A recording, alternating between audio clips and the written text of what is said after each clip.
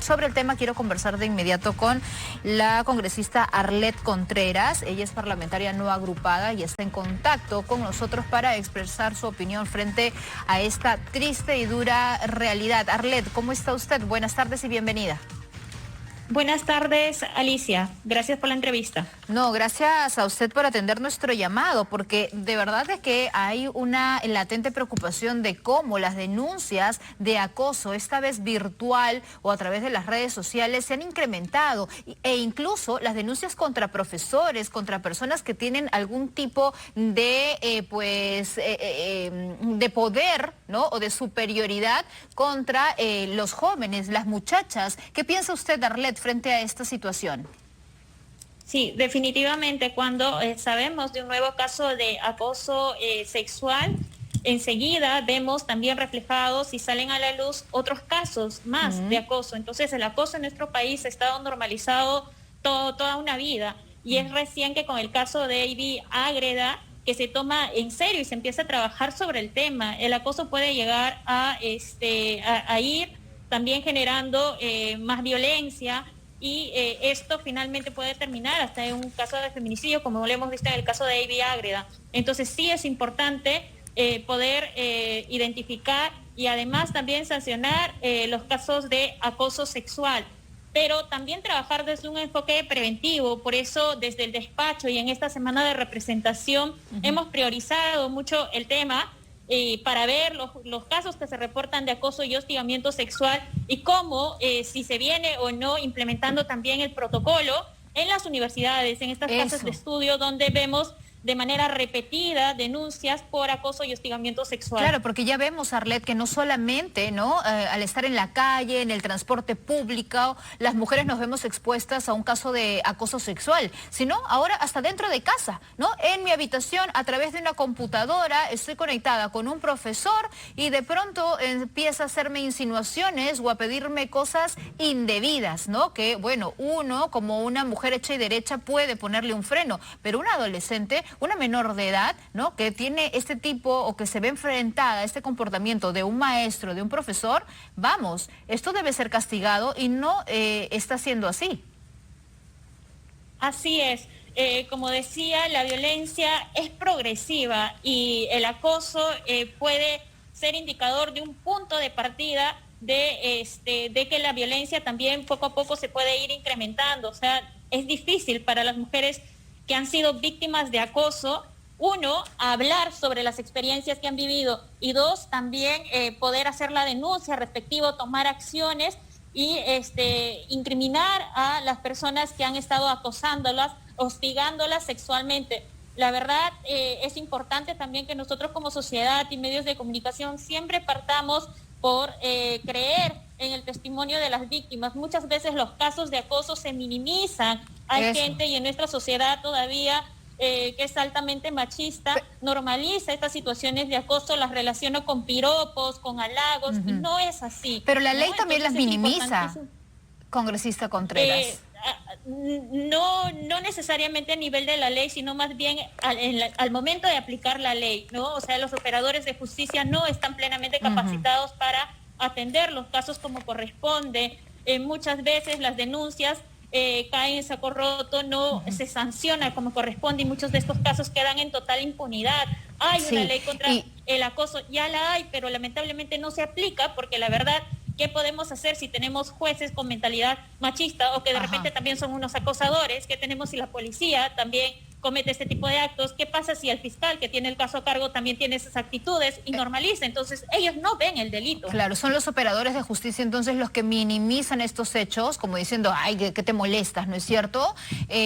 ¿Por qué lo puedes considerar un delito cuando una mujer realmente se siente acosada? Pero hay otro detalle, congresista Contreras, que también a todos nos ha dejado más que asqueados en los últimos días con este caso de violación colectiva que se dio en Surco y que un hecho muy parecido también se registró casi en los mismos días en el Cusco, ¿no? Estas agresiones sexuales. ¿Qué piensa usted del agresor sexual? ¿Nace, se hace? ¿Qué pasa, ¿no?, en la cabeza de esta persona? ¿Qué tipo de valores se ha inculcado en un hombre que es capaz de cometer este tipo de aberraciones y de hacerlo incluso de manera colectiva contra una amiga, contra una persona que conoce?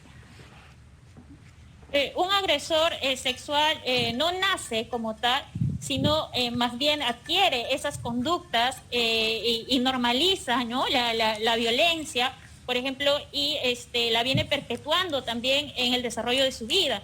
Entonces, definitivamente el caso de Surco es un caso sumamente delicado, que además ha generado toda una indignación colectiva y también viene destapando otros casos más de violación a nivel grupal que se vienen dando dentro o se han ido dando dentro del país. Cuando sale un caso, entonces también se empiezan a visibilizar otros casos más y eso es muy importante. Desde el despacho ya estamos presentando el día de hoy un proyecto de ley para que se pueda sancionar hasta con cadena perpetua los casos de violación sexual grupal, así como también la violación sexual cuando se concurran 2 o más agravantes. O sea, definitivamente tenemos que ir dando un mensaje clarísimo, que estos tipos de delitos son muy graves. ¿Por qué?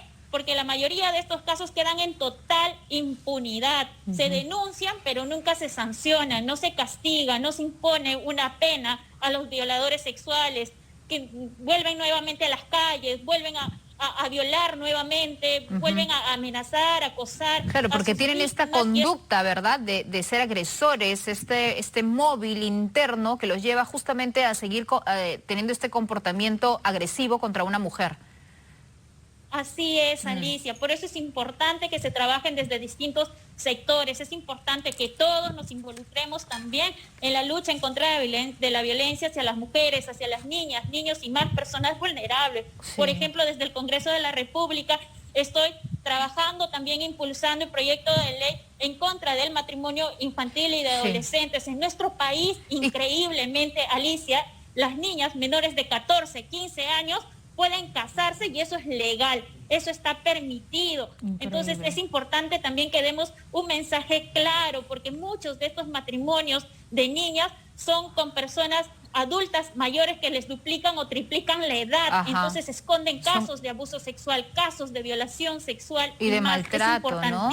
Exacto, de violencia. Y son obligadas a casarse, Arlet. Es increíble que en nuestro país el hecho de que los 18 años sea, ¿no?, la edad de mayoría de edad, el inicio de la mayoría de edad, sea letra muerta en el caso de matrimonios, ¿no? Que en nuestro país esté permitido que una niña de 14 años se case, en muchos casos, como usted bien lo ha recordado, por obligación de sus padres. Lo que me llama la atención es que esto siga ocurriendo en nuestro país. ¿Qué pasó con la Comisión de Justicia del Congreso? Iban a revisar este tema. ¿Qué ha pasado, Arlet? ¿Por qué no ha avanzado? Y esto sigue siendo una realidad cuando debería ser un punto prioritario de nuestro Congreso de la República. Así es, Alicia. Se ha puesto ya en el debate hace como más de 3 semanas en la Comisión de Justicia este proyecto.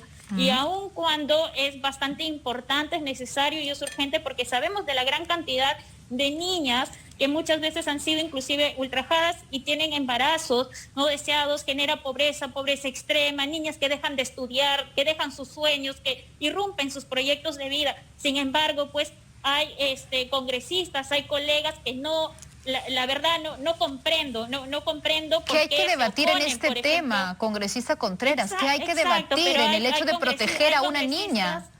Sí, pero hay congresistas como Marta Chávez, por ejemplo, que es una férrea opositora a este proyecto de ley y la verdad eso me preocupa, me alarma y me decepciona muchísimo porque se trata de defender a nuestras niñas, a nuestros adolescentes, a las personas más vulnerables que además tienen derecho a continuar con sus proyectos de vida, a continuar con sus sueños. Sí, ¿y qué argumenta la congresista Chávez para defender el matrimonio entre adolescentes, el matrimonio de adolescentes?